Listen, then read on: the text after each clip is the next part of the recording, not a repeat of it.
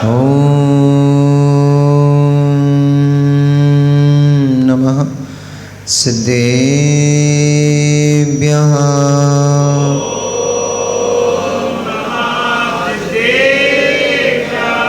तव सिद्धे नय सिद्धे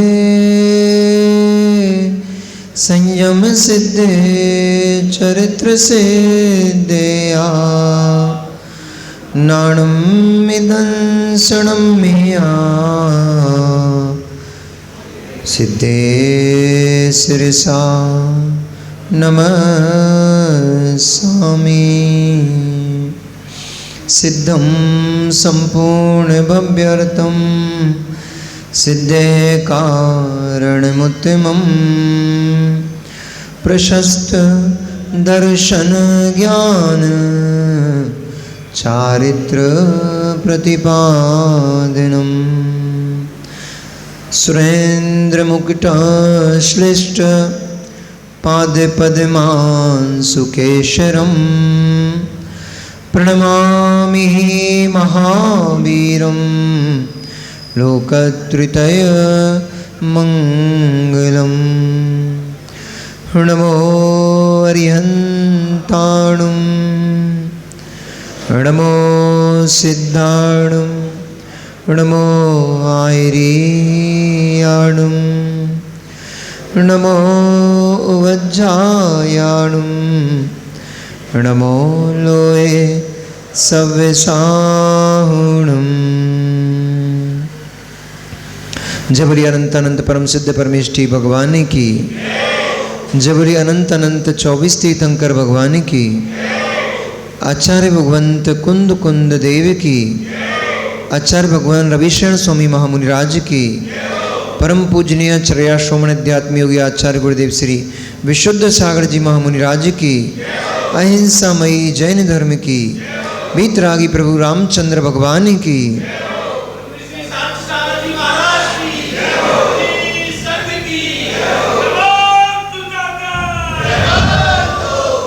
मनुष्यों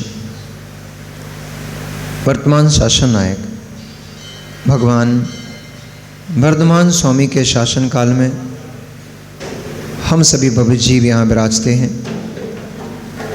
परम भट्टारक महाश्रमण उन भगवान वर्धमान स्वामी के मुख कमल से निश्चित बागवादिनी भगवती माँ जनवाणी का हम सभी भव्य जीव यहाँ कर्णांजलि लगा करके पान कर रहे हैं। यह बागवादिनी यह भगवती माँ जनवाणी सभी जीवों का कल्याण करे, सभी जीवों का मोक्ष मार्ग प्रशस्त करे। जीवन में संकित व्यक्ति कभी भी सुख की प्राप्ति नहीं कर पाता है। जिसको शंका उत्पन्न हो जाए समझो उसकी सारी शांति सारे सुख का हनन हो गया। अब उसको कहीं भी चैन नहीं पड़ता, अब उसको कुछ भी अच्छा नहीं लगता है। हर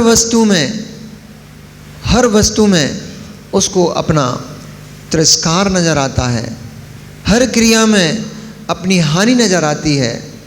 और जो उनका चाहने वाला भी होता है, जो उसका हित करने वाला भी होता है, उस हित करने वाले से भी उसको द्वेष भाव उत्पन्न होने लग जाता है। इसलिए जब तक किसी बात का निर्णय ठोस नहीं हो जाए तब तक कोई भी कदम नहीं उठाना चाहिए। जब तक स्थिति का पूर्व परिचय न हो जाए, पूर्ण रूप से उस स्थिति के बारे में जान ना लो, तब तक उस स्थिति को सही अथवा गलत मान करके तुरंत ही कोई निर्णय नहीं कर लेना चाहिए। अन्यथा ऐसा भी देखा जाता है कि संसार में शंकित होकर के जीवों ने अपने प्राण छोड़ दिए, आत्मदाह जैसे कुकृत्य कर लिए। इसलिए शंका बड़ी विडंबना है। शंका बहुत कठोर वस्तु है और एक बार शंका का बीज अंदर में पड़ गया, एक बार शंका का बीज अंदर में पड़ गया, अब आपका पूरा जीवन लग जाएगा उस शंका को धोते धोते, उस शंका का निवारण करते करते। पूरे जीवन काल में फिर वह शंका का निवारण हो भी पाएगा, ऐसी भी कोई निश्चितता नहीं है। घर की स्थिति हो सकता है सुधर जाएगी, घर की स्थिति हो सकता है सुधर जाएगी, परंतु वह प्रीति, वह वात्सल्य, वह प्रेम पुनः आ जाए, बड़ा मुश्किल है, बड़ा मुश्किल है। क्योंकि संकित व्यक्ति जो होता है वो फिर ऊंच नीच नहीं देखता, फिर अच्छा बुरा नहीं देखता, फिर यदवा तदवा जो भी मुख में आया है सब बक डालता है।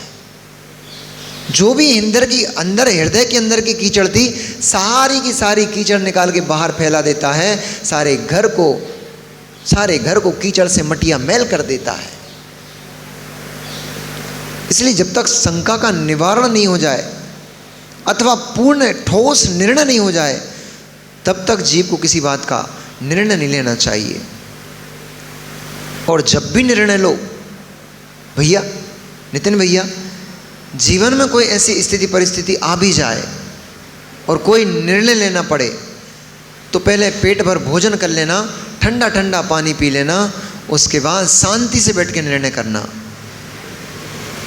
क्योंकि कषाय के आवेग में और भूखे पेट में, माँ ध्यान से सुनना, क्योंकि आपकी तुरंत ही अटैची पैक हो जाती है, जरा में ही कुछ होता है और तुरंत ही, ये देखो किसके घर में हुई थी भैया, कौन ताली बजा रहा है?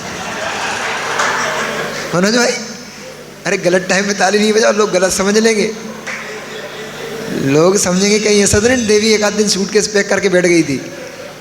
ताली देख के बजाना चाहिए भैया, जमाना ठीक नहीं है, कुछ का कुछ समझ लेता है आजकल।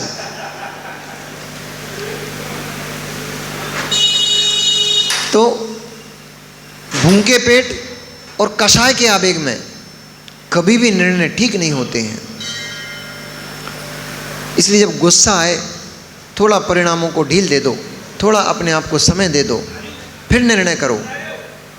आपका निर्णय समीचीन होगा और अच्छा होगा।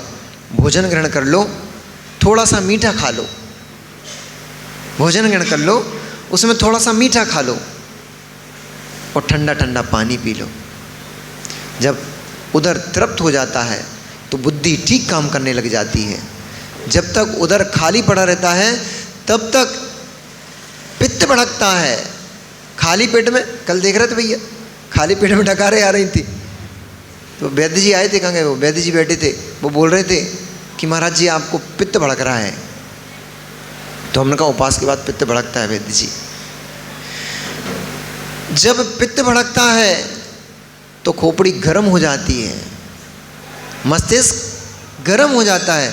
उस गर्म मस्तिष्क में कोई निर्णय करोगे, आपके निर्णय बिगड़ जाएंगे, आपका घर बर्बाद हो जाएगा। इसलिए थोड़ा समय दे दो, पित्त को समन कर, थोड़ा सा ठंडा पानी पी लो, थोड़ा सौंफ खा लो, थोड़ा सा कुछ मीठा खा लो, तो आपका पित्त शांत हो जाएगा, मस्तिष्क ठंडा हो जाएगा। और जब मस्तिष्क ठंडा हो जाएगा, पेट भर जाएगा, कषाय शांत हो जाएगी।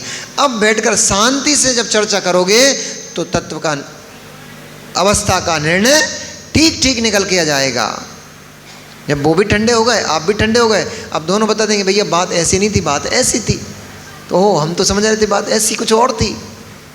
बोले देखो अच्छा किया ना, उस समय निर्णय नहीं करा, नहीं तो उस समय वे निर्णय कर लेती तो वे सूटकेस पैक करके बैठी थी, और तुरंत आप निर्णय कर लेते। आज तो निर्णय हो ही जाए, तुमने ऑटो मंगाया, जा घर, निर्णय गलत हो गया। शंका ने एक निर्णय, एक शंका ने घर बर्बाद कर दिया। शंका ने पुड़िया मंगा दी, शंका ने, साहुला जी कल तो आप आए नहीं थे, अब आपको कैसे पता लगेगा, क्या शंका खड़ी हो गई। इसलिए कहते हैं नागा नहीं करना चाहिए, वेतन कट जाता है। कट गया ना वेतन। शंका ने सुभद्रा के अंदर, शंका ने भंडारी से, शंका ने क्या कहा, शंका ने भंडारी से क्या कहा, शंका मतलब संकित ने, जिसके अंदर शंका उत्पन्न हो रही थी, उस संकित ने भंडारी से कहा कि मेरे लिए जहर की पुड़िया ला दे, मैं इस देह को अब स्थिर नहीं रखना चाहती, मैं मर जाना चाहती हूँ। भंडारी भी नहीं पूछा कि देवी ऐसा क्या हो गया, महारानी जी ऐसा क्या हो गया। साहुला जी चिंता नहीं करना, विषय आपका क्लियर हो जाएगा, टेंशन नहीं लेना। भंडारी ने भी ये नहीं पूछा कि पुड़िया जहर की आवश्यकता क्या पड़ गई महारानी जी आपको। उनने भी गए और सीधी जहर की पुड़िया लेने चले गए, ले आए। जब तक वो जहर की पुड़िया लेकर आए, इधर दशरथ उस पूजन अनुष्ठान से उस विधान को करके वापस अपने महल में और सीधे रानी सुप्रभा के पास पहुँचे, क्योंकि उनकी बहुत चहेती थी, वो प्रिय थी। इसलिए अपनी जब रानी सुप्रभा के पास पहुँची तो आपको सबको पता ही है कैसी पड़ी हुई थी। धनुष आकार शैया के ऊपर रूठी हुई वह सुप्रभा पड़ी हुई आंसुओं की गंगा और जमुना बहा रही थी। इस अवस्था को देख करके राजा क्रुद्ध हुआ। राजा दशरथ को क्रोध उत्पन्न आया, किसने तुम्हारी अवज्ञा की है, किसने तुम्हारा अपमान किया है, मुझे कहो, अभी शीघ्र मैं उसको दंडित करता हूं। अथवा मुझसे कोई अपराध हुआ है तो हे देवी मैं क्षमा प्रार्थी हूं, कम से कम मुझे ये तो बताओ तो तुम ये रुदन क्यों करती हो, ये अश्रुधारा क्यों बहा रही हो, क्या तुम्हारा मुझ पर क्रोध है। तब सुप्रभा ने कहा, स्वामी पत्नी अपने पति पर कैसे क्रोध कर सकती है। सुन लो भैया, सुप्रभा ने क्या कहा राजा दशरथ से कि हे स्वामी, पत्नी अपने पति के ऊपर कैसे क्रोध कर सकती है। मेरा भी क्रोध भला क्या आपके ऊपर कभी हो सकता है, अर्थात कभी नहीं हो सकता। देवी आई है क्या आज पक्के में साहुला जी की देवी आई होंगी, क्योंकि एक बार और सुनवा रहे हैं, इसका मतलब देवी जी के पास मैसेज पहुंचाना चाहते हैं। पक्के में आई है साहुला जी आज, हम समझ गए आपके अंदर के भाव को हम समझ गए पक्के में। फिर से कह देते हैं, आपकी इच्छा फिर से कह देते हैं, लेकिन देखो ऐसा है, हम तो दो ही पक्षी कार्यक्रम रखते हैं भैया। हाँ, उनको कहेंगे तो आपको भी तो कहेंगे।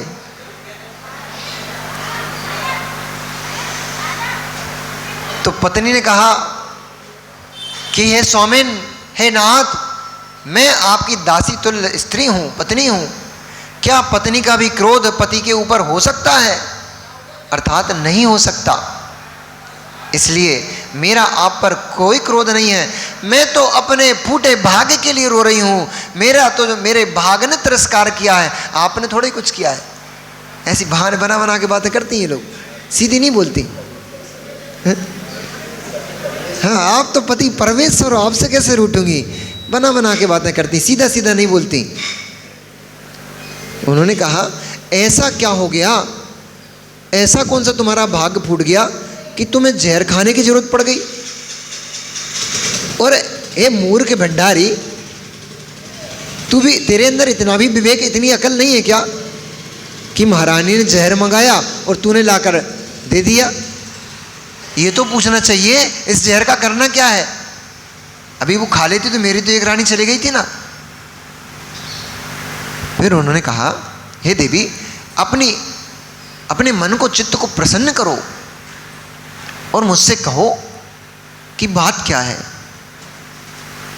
तब सुप्रभा ने कहा, मेरा दुर्भाग्य कि आपने भगवान जिनेंद्र का अभिषेक किया और अपने सुंदर हाथों से सारी महारानियों के लिए गंधोदक पहुंचाया। मैं अभागी, मैं पापिन ऐसी कि आपने मुझे गंधोदक नहीं पहुंचाया। क्या आपकी नजरों में मेरी इतनी भी इज्जत नहीं बची? क्या आपको मेरा ऐसा कोई दुष्कृत्य दिखाई दिया जिसके कारण से आप मुझसे इतने रुष्ट हो गए कि आपने मुझे भगवान का गंधोदक तक नहीं दिया? अपनी व्यथा को बेचारी सुनाई रही थी, इतने में धीरे से कंचुकी आ गया, हाथ में गंधोदक लिए। राजा दशरथ घुटनों को टेक करके, भैया बड़ी दुर्दशा है पतियों की, बेचारों की बड़ी दुर्दशा होती है। जे देवी रूठ जाए तो घुटने टिकवा देती हैं। फिर तो सुन लो भैया, मनोज कहाँ देख रहे हो? इसलिए प्रसन्न कर रखना देवी को। तुम्हारे चेहरे पे हंसी तब तक है जब तक तुम्हारी देवी प्रसन्न है, रूठ गई घुटने टिकवा देती हैं ये। हाँ, इसलिए हमें समझ में आ गई थी भैया, सच्ची बता रहे कि आइटम बहुत खतरनाक वाला है, इसको दूर से ही छोड़ देना चाहिए। गुरुदेव बताते थे तो हमें तो उनके हमने करके, वो लोग बोलते हैं ना कि शादी का लड्डू जो खाए पछताए वो जो, तो हमारे रजत भैया कहते हैं जब पछताना ही है तो खा के ही पछताए, नहीं खाने वाला कम पछताता, कभी कभार पछताता। भैया रजत, खाने वाला हर दिन पछताता है, हर रोज पछताता है। इसलिए कुछ काम करके नहीं देखना चाहिए। अब बहुत सारे लोगों का ऐसे मान्यता है, ये नई पीढ़ी जो है ना, इसकी ऐसी मान्यता हो गई है कि हर काम को एक बार करके देखना चाहिए फिर त्यागना चाहिए उसको। तो हमारे आचार्य बहुत समझदार थे, उनको मालूम था ऐसी भी पीढ़ी आगे आने वाली है जो हर काम को पहले कर करके देखेगी फिर उसको छोड़ने का नहीं छोड़ने का निर्णय करेगी। तो उन्होंने कहा कि हर चीज़ को, हर काम को कैसे किया जा सकता है, हर काम को कर करके कैसे देखा जा सकता है, क्योंकि हर काम को करके देखने लग जाओगे तो फिर तुम्हारे प्राण कैसे बचेंगे। अब जहर मारने वाला होता है, अग्नि जलाने वाली होती है, पानी डुबा देता है, तो पहले आप एक बार जहर को टेस्ट करोगे, चख के देखोगे कि जहर मारता है कि नहीं मारता, तब फिर आप इस बात के ऊपर भरोसा करोगे कि जहर मार देता है। ऐसे ठीक है ना। फिर अग्नि जलाती है तो पहले एक बार अग्नि के बड़े से लकड़ जलाकर कुंड में कूदोगे, और जब पूरा जल जाओगे तब फिर इस बात के ऊपर भरोसा करोगे कि अग्नि जलाती है।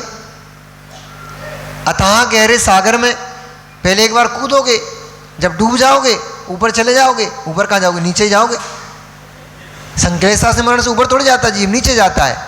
तो फिर जब वो चला जाएगा तब फिर निर्णय करेगा, हाँ सही कहा था, पानी डुबा देता है। ऐसे हर चीज का निर्णय कर कर के देखने से नहीं होता। कुछ बातें आगम में लिख दी गई हैं, कुछ क्या, आगम में सब कुछ लिखा हुआ है, बस उस पर आगम पे और लोगों ने किया है, उसको देख के ही आगम लिखा गया है। भगवान सर्वज्ञ ने जो अपने केवल ज्ञान चक्षु से देखा वही आगम में निबद्ध हुआ है, इसलिए वही प्रमाण है, उसके ऊपर श्रद्धा ही सम्यक दर्शन है। इसलिए हर काम को करके नहीं देखना पड़ता कि पहले एक बार विवाह करके देखेंगे, ठीक ठाक चला गई तो ठीक, नहीं तो फिर अगली बार से नहीं करेंगे। ऐसा थोड़ी संभव होता है। अरे लोगों ने जिनने किए, अब हमसे ये इतने सारे लोग मिलते रहते हैं, सोनू भैया, ये क्या नाम इनका, रिंकू भैया, ये तो बताते ही रहते हैं। हालांकि ये तो प्रसन्न चित्त आदमी है, प्रसन्नता से जीते हैं। हमें बड़े दुर्लभ ऐसे लोग, बड़े कम ही लोग ऐसे लोग मिलते हैं जो शादी के बाद प्रसन्न होकर देखते हैं। हालांकि वो अंदर की बातें कुछ और रहती हैं पर बाहर से प्रसन्नता दिखा देते हैं। तो ऐसे भी लोग दुर्लभ ही मिलते हैं जो कम से कम हमारे पास आके ये तो बोलते हैं, महाराज जी हम तो प्रसन्न हैं, भले ही बनावटी बोले, पर ऐसे भी लोग कम मिलते हैं जो आके बोले महाराज जी हम तो प्रसन्न हैं। नहीं तो हर आदमी बेचारे ये नितिन भैया जैसे लोग तो रोते ही आते हैं, महाराज जी क्या बताएं।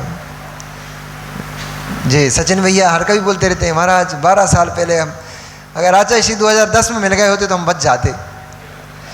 अब कहाँ है, अब कहाँ है, चिड़ियाँ चुग गई खेत।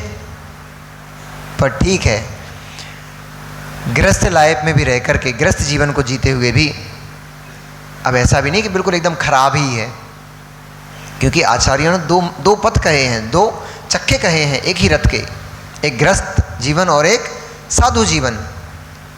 दोनों के बिना ये धर्म का मार्ग तय नहीं किया जा सकता, दोनों के बिना ये धर्म की प्रभावना नहीं हो सकती। मुनिराज अपनी तपस्या आदि के माध्यम से प्रभावना करते हैं, तो जिन धर्म की, जिन शासन की रक्षा करके श्रावक श्राविका ही उन मुनिराज की चर्या चलाने का सौभाग्य प्राप्त करके ये श्रावक और ये श्राविकाएं ही जिन धर्म की प्रभावना करते हैं। इसलिए श्रावक और श्राविकाएं और मुनिराज ये सभी जिन धर्म की प्रभावना के अंग हैं। इसलिए सर्वथा ऐसा भी नहीं है कि एकदम ये लाइफ खराब ही होती है। अब वो तो ये है कि आप लोग इस लाइफ में जाकर के संक्लेशित होते हो, उससे पाप कर्म का बंध हो जाता है, फिर आपकी गति बिगड़ जाती है। इसलिए इसको हे कहा गया है। वैसे तो आप लोग धर्मात्मा जीव हो, इतने बढ़िया बढ़िया सुंदर अनुष्ठान कर रहे हो, विधान कर रहे हो, ये सब थोड़ी कर पाते हैं। छिपी टोला में 600-700 घर की समाज होगी, 700-800 घर की समाज में कितने लोग विधान करने बैठे? सबके भाग में थोड़ी होता है ना, सब कर पाते हैं। पुण्य चाहिए पड़ता है, बहुत पुण्य चाहिए पड़ता है, तब जा कर के ऐसे भव्य दिव्य अनुष्ठानों को किया जाता है, भगवान की भक्ति कर पाते हैं लोग। तो इस प्रकार से वो घुटने टिकवा दिए देवी ने। करने तो गए थे बेबी विधान पूजन, अब वो जो आनंद वहां पे प्राप्त किया होगा, घर जाके सब आनंद किरकिरा हो जाता है, इसलिए घर छोड़ देना चाहिए। वे दशरथ जी सुंदर सुंदर भगवान जिनेंद्र के चरणों में भक्ति करी, कितना आनंद प्राप्त हुआ होगा, कितनी उमंग, कितना आह्लाद भाव उत्पन्न हुआ होगा। वो जैसे ही घर पहुंचे, वो बिस्तर पे धनुष आकर पड़ी, उस देवी को देख लिया तो सारा मजा किरकिरा हो गया, सारा आनंद भंग हो गया। अब बेचारे भगवान को तो भूल गए, उनके सामने गिड़गिड़ा रहे, अरे देवी बात क्या है, बता तो दो। फिर जब तक वो कंचुकी आ गया तो कंचुकी पे क्रोध करते हुए दशरथ ने बोला, कहा अरे दुष्ट, तू कहाँ रह गया था इतनी देर तक? मैंने तेरे हाथ सुप्रभा के लिए गंधोदक पहुंचाया था, सारी महारानियों को गंधोदक मैंने कन्याओं के माध्यम से अथवा तरुण स्त्रियों के माध्यम से पहुंचाया था, पर मेरी प्रिय सुप्रभा के लिए मैंने तेरे हाथ से गंधोदक पहुंचाया था। सबको गंधक मिल गया लेकिन उसको गंधोदक नहीं मिला। तूने उसको कितना कष्ट दिया है, उसके जीवन, उसको अंदर कितना क्लेश उत्पन्न हो गया, मालूम है तुझे? तब वो कंचुकी अपने हाथ जोड़कर गर्दन को नीचे करके कहता है, हे स्वामिन, मुझे क्षमा कीजिए, इसमें मेरा क्या दोष है? अब मेरी वह अवस्था थोड़ी बची है महाराज कि आप कुछ कार्य कहते थे और मैं भाग के कराता था। ऐसा बोलते हुए उसके सिर के बाल कंपित हो रहे थे, सफ़ेद सफ़ेद, साहुला जी, सफ़ेद सफ़ेद जो बाल बचे ना पीछे पीछे, ऐसे वो कंचुकी के भी इतने ही बाल बचे थे, बस पीछे पीछे थोड़े से, वे भी सफ़ेद जटाओं की तरह लटक रहे थे। और दाढ़ी भी पूरी श्वेत हो चुकी थी, मूछें जैसी आपकी सफ़ेद हो चुकी हैं, ऐसी उसकी भी मूछें एकदम श्वेत हो चुकी थी। लोग बड़े मजे लगे थे। कोई सोचते होंगे, मालूम है, लोग सोचते होंगे कि आगरा जब भी जाएंगे साहुला जी से जरूर मिल के आएंगे। महाराज जी की राम कथा के बड़े प्रमुख कैरेक्टर है ये साहुला जी। देखो हम आपकी वैसी प्रभावना पहले ही कर दे रहे हैं, बाद की टेंशन आपकी है ही नहीं। हम अभी आपको इतने इतने प्रचारित कर दे रहे हैं, आपको प्रमोशन कर दे रहे पहले से, बदलना नहीं, लेकिन फिर आप बाद में दीक्षा नहीं लो। हाँ हाँ, आपने उस दिन नियम लिया था वो भूल नहीं जाना भैया। हाँ चलो, तो उसके वो श्वेत श्वेत सुंदर से बाल कंपित हो रहे थे, दाढ़ी कपकप आ रही थी उसके बोलते समय, होंठों से होंठ हिलते हुए और शब्दों को निकल रहे थे। शब्द कुछ निकालना और चाह रहा था, शब्द मुख से कुछ और निकल रहे थे। इस प्रकार से वो वृद्ध कंचुकी अपनी सफाई पेश कर रहा था। उसने कहा, हे महाराज, अब मेरी वृद्ध अवस्था हो गई है, अब कहाँ मेरी वो अवस्था थोड़ी है कि जो आपने कार्य दिया मैं फटाफट दौड़ के कराता था। अब समय लगता है, मुझे उठने बैठने में ही समय लगता है, फिर चलकर एक स्थान से दूसरे स्थान पर जाने में मेरी जंघा में अब इतना बल नहीं है, मेरे हाथों में अब इतना बल नहीं है। ऐसा बताते हुए जब उसने अपने हाथों को प्रदर्शित किया तो हाथ ऐसे लग रहे थे, कैसे लग रहे थे प्रवेश जी, हाथ कैसे लग रहे थे उसके? हाथ ऐसे लग रहे थे जैसे हड्डियों के ऊपर से मक्खी के जैसे पतले पंख होते हैं, ऐसी परत चढ़ी हो। वो खाल, शरीर की खाल इतनी पतली हो चुकी थी जैसे मक्खी के पंख पतले पतले होते हैं, ऐसे वो पतले खाल से वेष्टित उसका पूरा भीतर का शरीर जैसे झलक ही रहा था। ऐसे अपने शरीर को प्रदर्शित करते हुए उन्होंने कहा कि अब मेरे हाथों में वो बल कहाँ बचा महाराज? अब ये हाथ जर्जर हो चुके हैं, ये पैर अब स्वयं का वजन ही नहीं संभाल पाते हैं, इसलिए क्षमा कीजिए, मुझे गंधोदक कर लेकर वहाँ से यहाँ तक आने में थोड़ा वक्त लग गया, समय लग गया। उसकी इस दशा को देखकर महाराजा सोचने लग गए, ओह, संसार में इस देह की बड़ी विडंबना है।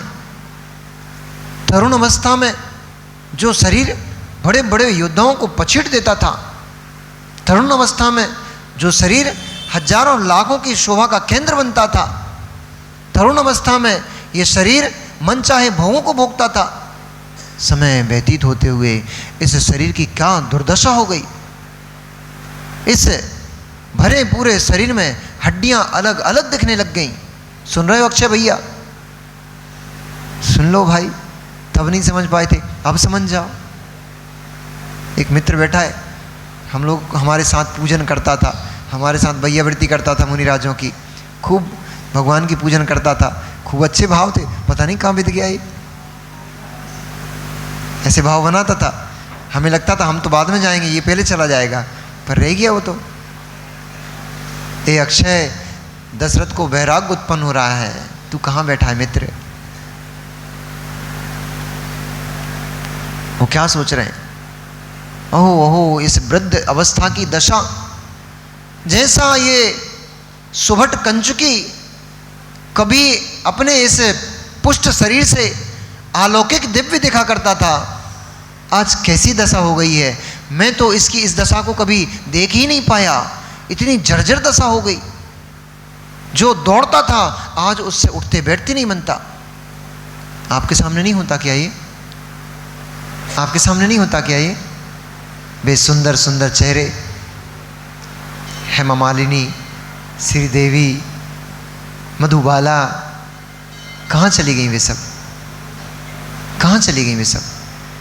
एक समय ऐसा था भैया, देवानंद काली जैकेट, काला जीन्स यानी काला पैंट, काली जैकेट और उसके गले में मफलर डाल के सड़कों पे से निकल जाए तो लड़कियां छतों से कूद जाती थी। याद है क्या अनिल जी आपको? गए थे देखने का दिन? क्या बैन लगा दिया था उसके ऊपर काले कपड़ों का। लड़कियां उसका रूप देखने के लिए छतों से कूद जाती थी। कहाँ चला गया वो देवानंद? मैंने अभी बीच में जब ग्रस्त में था उस समय मैंने उसका एक बार कुछ इंटरव्यू चल रहा था, उस समय उस देवानंद को देखा। ओ, ये देवानंद वही है क्या? ये देवानंद वही है क्या जिसको देखने के लिए लड़कियां लालायित होती थी, महिलाएं उसको देखने के लिए तरसती थी, छतों से कूद जाती थी भैया, ये स्थिति थी। आज कोई नहीं देखता है, कोई नहीं देख रहा अखिलेश भैया, कोई नहीं देख रहा। जब तक इस पे चमड़ा चमकदार चढ़ा है, जब तक मिठाई के डिब्बे के ऊपर बर्क चढ़ी हुई है, मिठाई के ऊपर बर्क चढ़ी हुई है, जब तक सुंदर पैकिंग है उसकी, सुंदर डब्बे में सजा दिखाई दे रहा है, तब तक उसकी कीमत है। मुख में डालने के बाद बाहर निकालो, न उस मिठाई की कोई कीमत होती है, न उस बर्क की कोई कीमत होती है। मल हो गया। खाना तो बहुत दूर, उसको देखना भी पसंद नहीं करते हैं। अरे मित्र, बुढ़ापे में यही दशा, उस मुख में डली हुई मिठाई की तरह ही तो। अब चूंकि पर्व चल रहा है ना, इसी मिठाई का दृष्टांत आचार्यों ने कहा है, जिस स्थिति में हो वैसे ही उदाहरण दृष्टांत देना चाहिए। तो अभी पर्व का समय चल रहा है, रक्षाबंधन चल रहा है, तो अभी मिठाई का सीजन चल रहा है, इसलिए आज मिठाई का उदाहरण दिया। आम के सीजन में आम का उदाहरण देते थे। तो मुख में डली हुई मिठाई, बाहर निकल आए तुम्हारा प्रिय घेवर, कितनी सुंदर बनाओ माँ, उसमें कितनी बढ़िया चाशनी भर दो, हाथ में उठाते ही उसमें से चाशनी टप टप बूंद करके टपक रही हो, मुंह में पानी नहीं लाना। अभी हम उस घेवर की बैंड बजाने वाले हैं, इसलिए मुंह में पानी नहीं लाना। इतना सुंदर, और उस पर धीरे से आपने सफ़ेद मलाई से आइसिंग कर दी है, सुंदर दिख रहा है। पर मेरी माँ एक बात तो बताओ, उस घेवर के पीस को मुख में डालते ही पुनः, ए आशु कहाँ लगे हो, घेवर के मुख में डालते ही बाहर निकाल करके जैसे ही रखोगे, अब उसको पुनः उठाकर खाए कोई क्या? नहीं खाओगे। अरे मित्र, जब एक घेवर को एक बार भोग लिया, मुख से उद्दिष्ट हो गया, उच्छिष्ट हो गया, बमन हो गया, अब उसको पुनः मुख में नहीं डालते हो, घृणा उत्पन्न होती है। अरे इन भोगों को कितनी बार भोग कर छोड़ दिया, कितनी बार भोग कर छोड़ दिया, इस शरीर को कितना भोग डाला है, कितना भोग डाला है, कब कब भोग डाला है, कोई समय नहीं बचा जिस समय में द्रव्य परावर्तन, क्षेत्र परावर्तन, काल परावर्तन, भव परावर्तन, भाव परावर्तन, 5 परावर्तन रूप इस संसार में कितनी बार इन विषय वासनाओं को नहीं भोग डाला है, फिर भी उसी भवन को क्यों बार बार उठा उठा कर चाटते रहते हो? घृणा नहीं आती क्या? लज्जा नहीं आती क्या? भवन को चाटने का काम केवल एक जीव करता है। संसार में केवल एक ही जीव होता है जो वमन कर देता है, वमन कर देता है। स्वान, प्रवीण जी, स्वान वमन कर देता है, मुख में डाल करके निकाल देता है, पुनः उसी को चाट लेता है। एक ही जीव होता है, पर उसको क्यों निकृष्ट देखते हो? हमारी स्थिति क्या उससे कमजोर है क्या? इन पुद्गल पिंडों को आहार वर्गणा के रूप में, भाषा वर्गणा के रूप में, शरीर वर्गणा के रूप में कितनी बार भोग डाला, कितनी बार भोग डाला। उन्हीं वर्गणाओं को पुनः भोग रहे हो, उन्हीं से फिर शरीर बनाते हो, फिर जला करके छोड़ देते हो, फिर आते हो, फिर इसी को शरीर बना लेते हो। उन्हीं वर्गणाओं को कितनी बार भोग डाला, उन्हीं बमन के समान कितनी बार खा डाला, कितनी बार खा डाला। कब तक वैराग्य नहीं हो रहा? अब तक वैराग्य नहीं हो रहा है। ऐसा कौन चिंतन कर रहा है? दशरथ महारानी के सामने बैठे बैठे दशरथ कंचुकी की इस अवस्था को देख करके ऐसा चिंतन कर रहे हैं, हाय हाय, मैंने इन पर्यायों को कितनी बार प्राप्त कर लिया, इस रूप को, इस रंग को, इस पौरुष को, इस बल को, राजपद आदि आदि चीजों को मैंने कितनी बार प्राप्त कर लिया है। इनको भोग भोग करके मैंने कितनी पर्याय नष्ट कर डाली, पर मैं अपने आप को आज तक नहीं पहचान पाया। मैं अपने कल्याण मार्ग को आज तक प्रशस्त नहीं कर पाया। ऐसा जब सोच ही रहे थे कि शेष जो रानियां थी, महारानियां, उन्होंने दशरथ की इस अवस्था को देख लिया और वो समझ गई, ये पत्नियां बड़ी चालाक होती हैं। वो समझ गई कि हमारे स्वामी को वैराग्य उत्पन्न हो रहा है। उन्होंने शीघ्र ही सुप्रभा से कहा, हे मूर्खे, पति को कष्ट दे करके तू कौन सा सुख पाना चाहती है? अरे तू तो पति के हृदय में जैसे कमल में सरोवर में कमल, जैसे सरोवर में यानी तालाब में कमल पुष्प सुशोभित होता है, ऐसे हम सभी महारानियों के बीच में तू अपने पति के हृदय में सुशोभित होती है। अरे हम तो आजू बाजू के कमल हैं, तू तो मुख कमल है, तू तो कमलनी के समान राजा के हृदय में निवास करती है, फिर तू क्यों ऐसी रुष्ट होती है, क्यों ऐसे कष्ट करती है? हे शोभे, हे सुभगे, तुझे चाहिए तू अपने पति को प्रसन्न कर। कहीं चले गए तो तेरे चक्कर में हमारी और विडंबना हो जाएगी। कहीं चले गए, अब आपके साथ ये टेंशन नहीं है, वो तो उनके साथ टेंशन थी, उनके पास बहुत सारी थी, इनके पास तो एक ही है, जाएंगे कहाँ? तो उन्होंने कहा, भैया संभालो पतिदेव को थोड़ा। तब सुप्रभा ने निवेदन करते हुए कहा, आप क्यों खेद खिन्न होते हैं? मेरा विलाप और मेरा क्रोध आपके ऊपर थोड़ा ही है।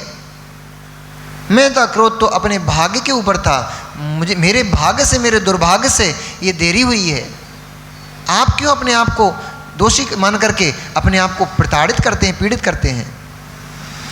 मेरे कारण से यदि आपको कष्ट हुआ है तो हे स्वामी, मैं आपसे क्षमा मांगती हूँ, प्रसन्न होइए मुझ पर। बस इतना बोल दें, यही तो लफड़ा हो जाता है, यही तो गड़बड़ हो जाती है। ये हमारे भैया से, क्या नाम इनका, नितिन भैया, घर में झगड़ा हुआ और पटाखा पटको और बैराग इतना जबरदस्त उत्पन्न हुआ।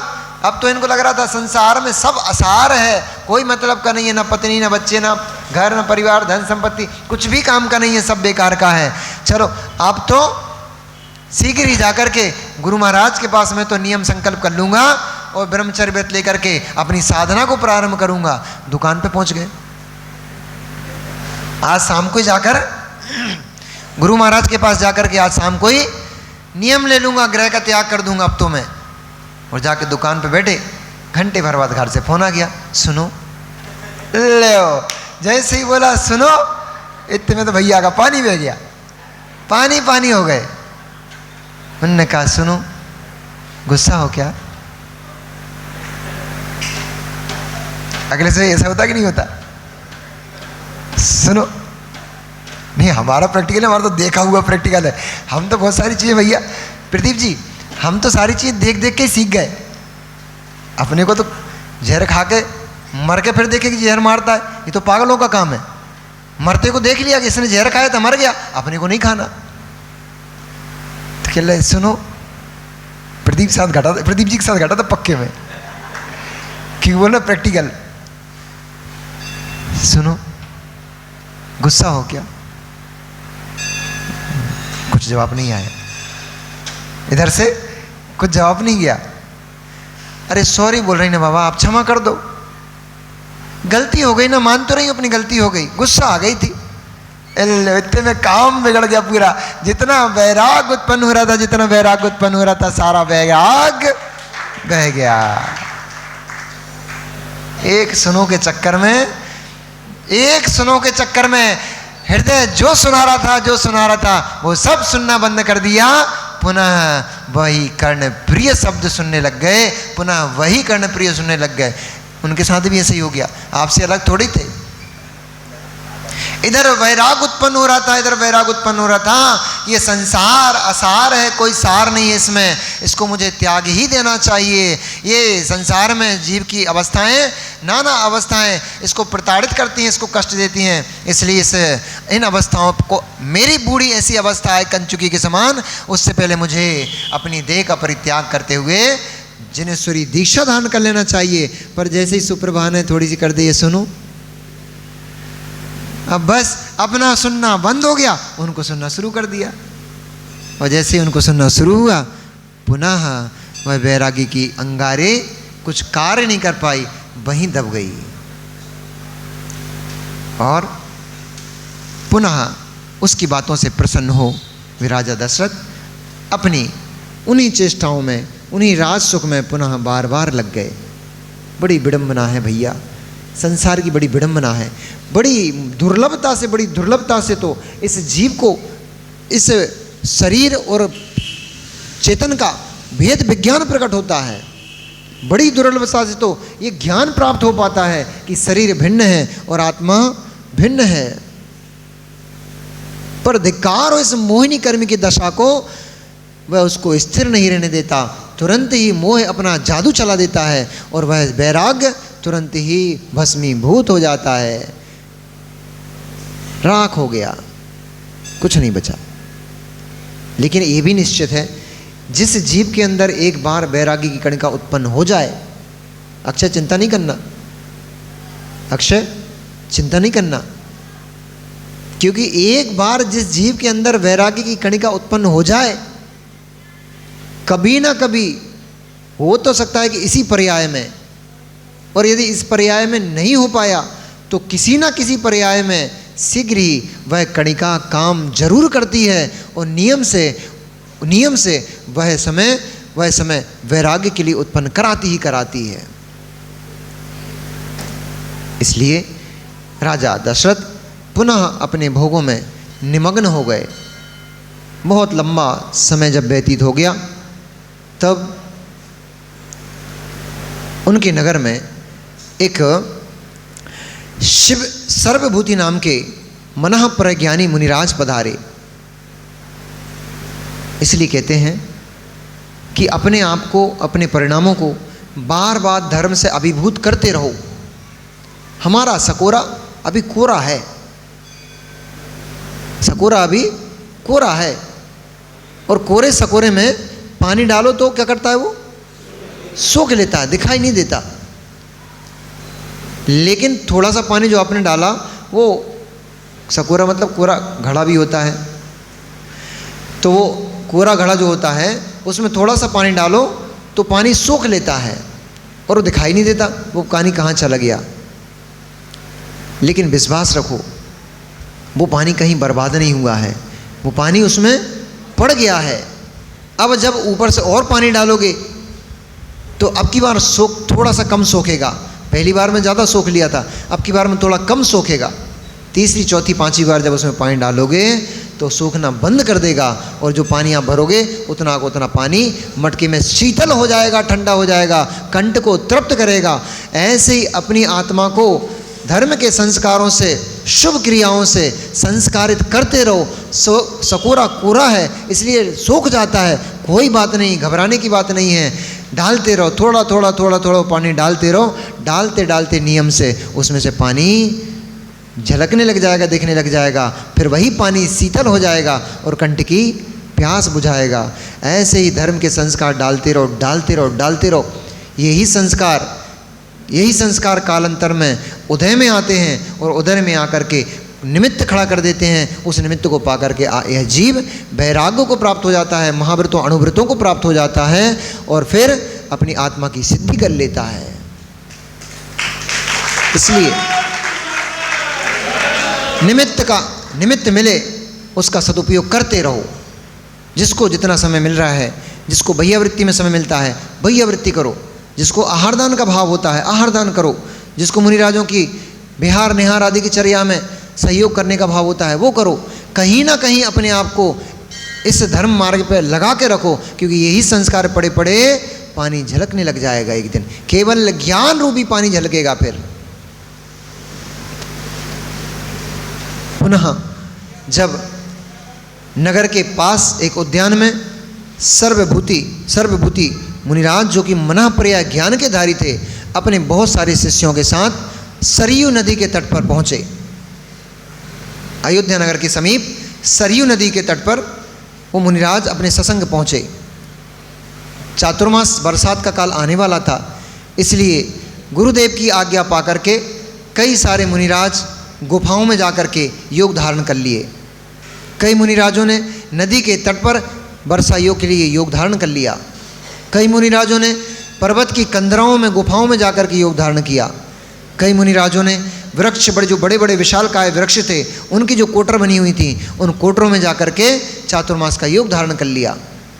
तो कई मुनिराजों ने पर्वत की शिला के ऊपर ही योग धारण करते हुए और वहाँ 4 महीने का अपना स्थापना कर ली। इस प्रकार से अब मुनिराज के पास मात्र 9 ही मुनिराज शेष बचे थे। मुनिराज को मिलाकर के सर्वभूति मुनिराज को मिलाकर के मात्र 10 ही मुनिराज शेष थे। उन्होंने उस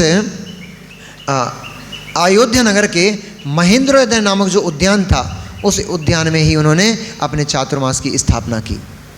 स्थापना करके वहाँ चातुर्मास का साधना आदि वह उस स्थान पर करने लग गए।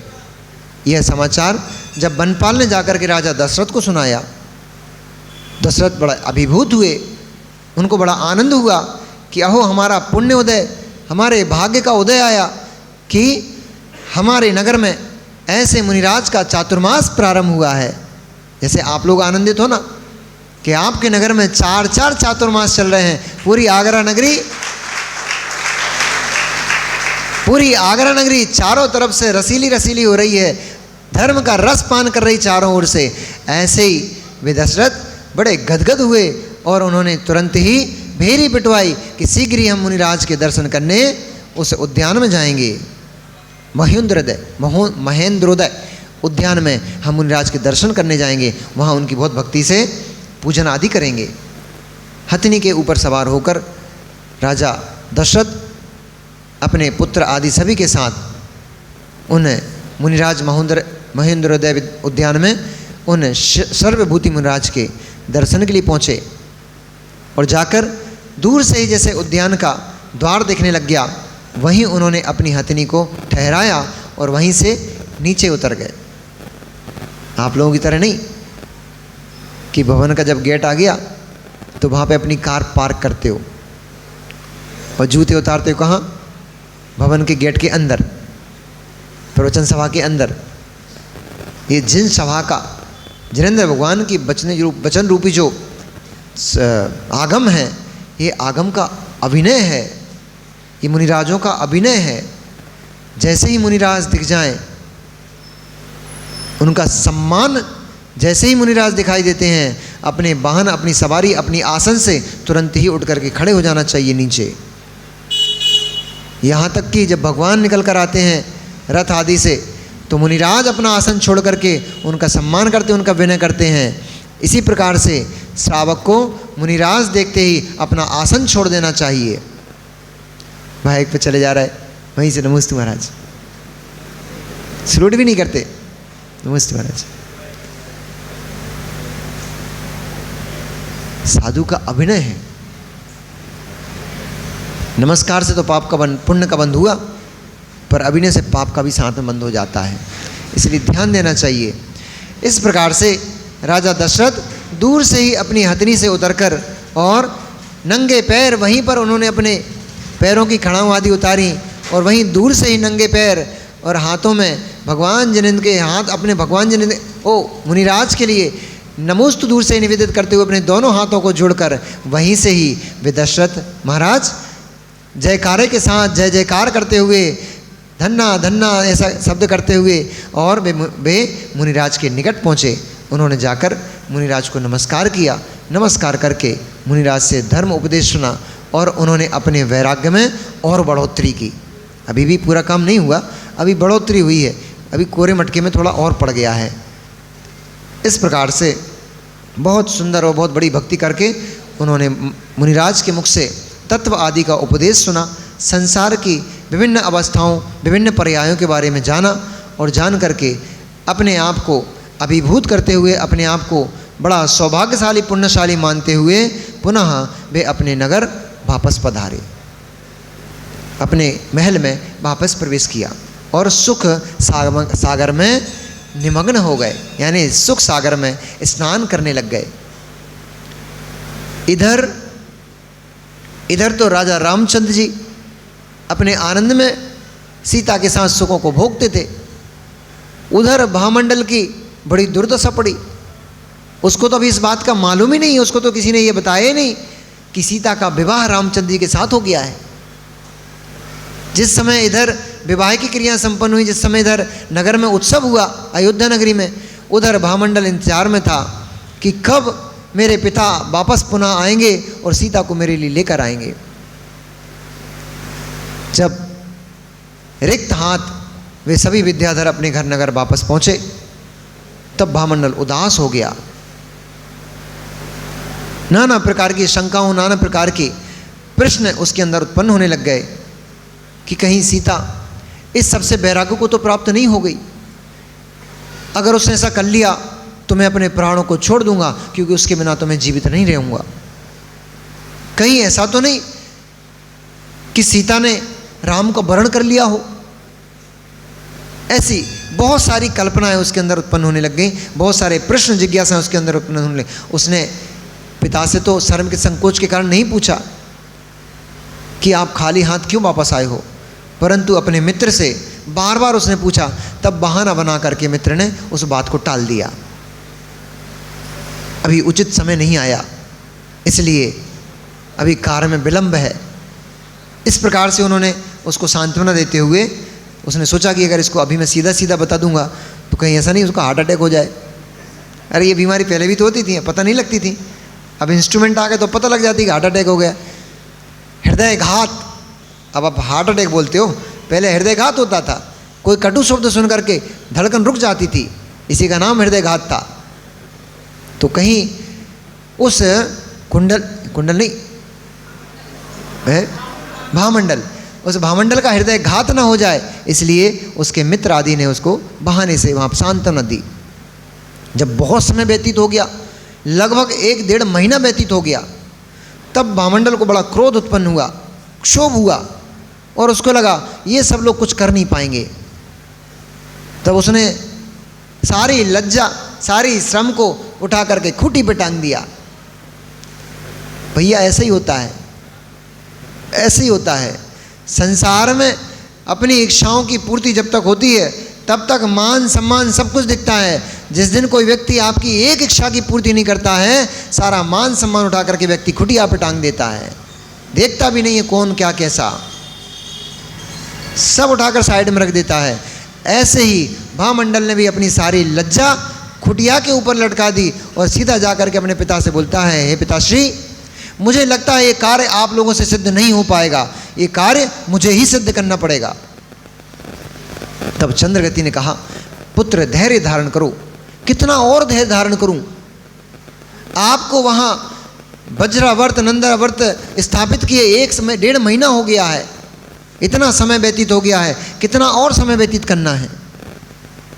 एक भूमि गोचरी की बेटी को लाने में इतना समय लगता है। आप लोग उन भूमि गोचरियों से भयभीत हो चुके हो, डर चुके हो, इसलिए आपके बस की अब ये काम नहीं है, आप लोग नहीं कर पाओगे। ये कार्य के लिए तो मैं ही जाता हूँ, मुझे ही जाना होगा। और ऐसा करते हुए गुस्से में लाल पीला होता हुआ वो भामंडल अपने बहुत तीव्रगामी विमान के ऊपर सवार हुआ और विमान में जा कर के वह अयोध्या मिथिलापुरी की ओर बढ़े चला गया।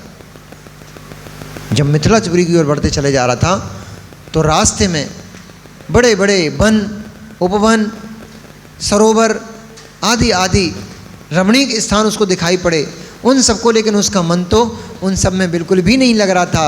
वह सुंदर स्थान, वह सुंदर वन, वृक्ष, नदी के झरने, नदी पहाड़ के झरने आदि, वह सभी उसको बिल्कुल किंचित भी उत्साहित नहीं कर रहे थे। उसको उसके अंदर किंचित भी हर्ष उत्पन्न नहीं कर रहे थे, वह तो उसको उत्पन्न कर रहे थे क्षोभ। और उनसे दुखी हो रहा था। मुझे लगता है तुम मुझे इस समय ताड़ित कर रहे हो।